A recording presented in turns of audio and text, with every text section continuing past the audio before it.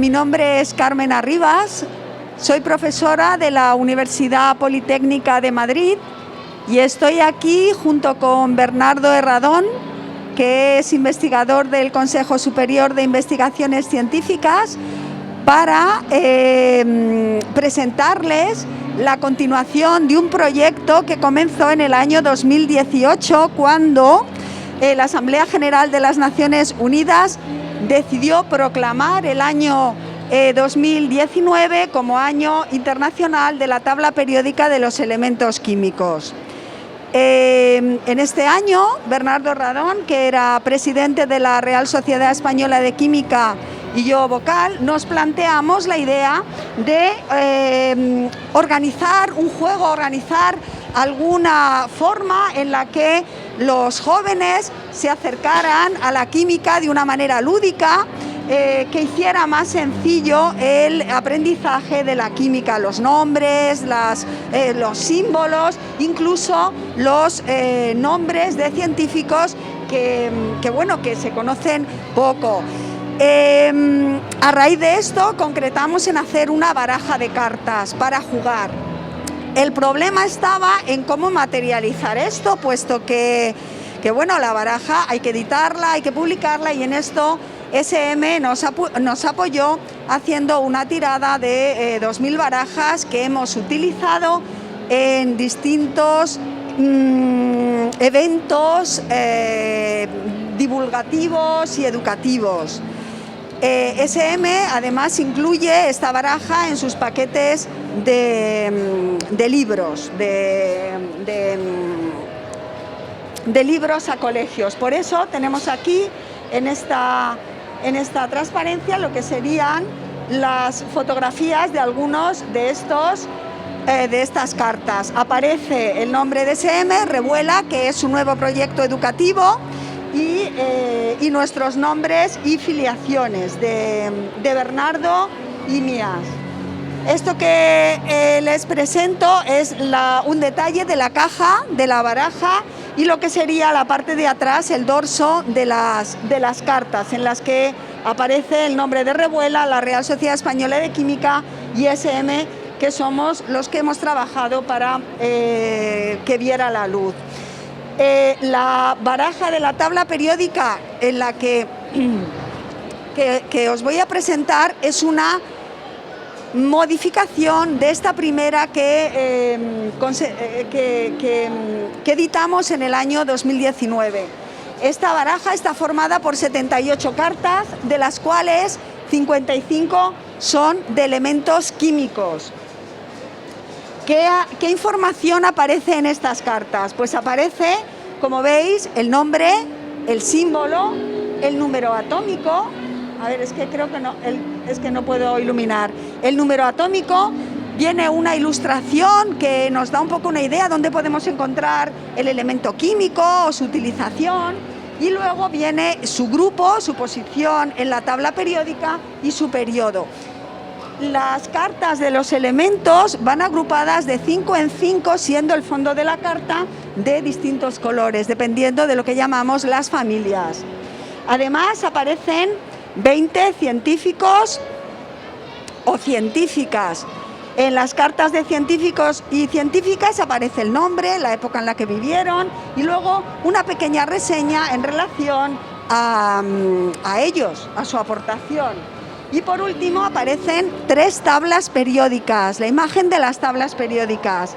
La imagen de la tabla periódica que tenemos aquí, que es la del Instituto de Química Orgánica del CSIC, es una tabla periódica que salió es del CSIC, en la conmemoración del aniversario de la muerte de Mendeleev, ¿no? Corrígeme, Bernardo. Sí, vale. Y luego tenemos la tabla periódica de la Real Sociedad Española de Química, y esta tabla periódica tan especial. Esta es la tabla periódica de la European Chemical Society. Es una tabla periódica en la que el área que ocupan los elementos es proporcional a su abundancia en escala logarítmica. Entonces tenemos elementos que ocupan mucho en la tabla periódica porque son más abundantes y elementos que ocupan muy poquito porque son poco abundantes. Además veis que tienen diferentes colores en función de su disponibilidad para los distintos usos, ¿vale? Por ejemplo, los que tenemos en verde, pues hay elementos que son muy abundantes y que no son muy difíciles de obtener. Tenemos algunos elementos que están en color rojo. Estos elementos, si se siguen utilizando a este ritmo, pues vamos a tener problemas a corto plazo en cuanto a su disponibilidad. Los que están en amarillo y en naranja, aunque de momento son abundantes y hay reservas de estos materiales, su uso es creciente y puede que sí que tengamos problemas a medio plazo de disponibilidad. Y luego hay algunos que están en negro, ¿vale? Como veis, por ejemplo, el oro, el estaño, son elementos que o bien están en zonas de conflicto bélico o su extracción tiene repercusiones muy negativas socioeconómicas. Además, en esta tabla periódica hay unos 30 elementos que tienen el simbolito de un teléfono móvil porque nos los encontramos en los smartphones, ¿vale? Muchos de estos elementos que nos encontramos en los smartphones, pues son elementos que están con problemas de disponibilidad a medio plazo o que se obtienen en zonas de relativo conflicto. Estos son los elementos, de todos los elementos de la tabla periódica, solamente hemos incorporado en la baraja 55. Los elementos, como os decía antes, van agrupados de 5 en 5 compartiendo color, y los que están rodeados por un óvalo, los elementos de los grupos principales, son los que van a componer distintas familias. Además tenemos otras 3 familias, por ejemplo, esta que tiene el hidrógeno, titanio, hierro, platino, ¿vale? Estos elementos son los que hemos seleccionado como principales. Otros elementos, como son los que van rodeados en negro, son los que llamamos, están en la familia de los radioactivos. Bueno, y luego tenemos otros elementos también que forman la tercera familia, que no, como veis, no es consecutiva. En cuanto a cada una de estas familias, aquí tenemos lo que serían los elementos importantes. En la parte de atrás de las cartas hay un código QR que os dirige a esta página en la que se explica un poquitito más detalladamente lo que sería la ilustración en relación a su uso. Y aquí tenemos las 20 cartas de científicos y científicas. Como veis, tenemos 2 familias de científicos, serían los pioneros de la tabla periódica y los que tenemos aquí como descubridores de elementos. Entre ellos están los hermanos Eluyar, de los que os ha hablado Gabriel hace un momento. Y luego tenemos 2 grupos de mujeres científicas, las que serían descubridoras de elementos y las grandes científicas. Como veis, van agrupados igualmente en familias de 5 en 5 cartas. Con todas estas cartas, con estas 78 cartas, hemos elaborado unas reglas para juegos.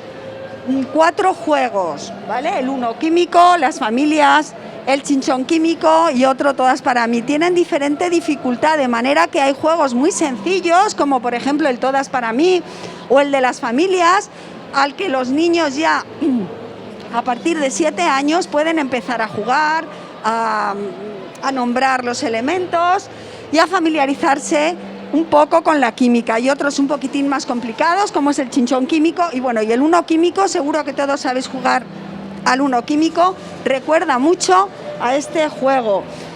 Lo que sí que es común en todos los juegos es que cada vez que un jugador tira una carta, sea de científico o sea de elemento, tiene que decir el nombre, ¿de acuerdo? En algunos de los juegos, si esto no se hace, se penaliza. Aquí tenéis lo que serían las reglas del uno químico. Respecto de la baraja anterior, se han modificado, si conocéis alguno la baraja anterior, se han modificado algunas reglas. Por ejemplo, en el uno químico, me imagino que sabéis jugar, tenemos también unas cartas que recuerdan lo que algunas cartas del uno significan. Por ejemplo, tenemos una carta que salta a un jugador, una carta que significa cambio de sentido, tenemos comodines, etcétera. De manera que, bueno, además del uno químico, tenemos otros 3 juegos y luego, pues vuestra imaginación y todo lo que se os ocurra para juegos diferentes. Nada más, si tenéis alguna duda o algo, pues estoy a vuestra disposición. ¿Vale? Gracias.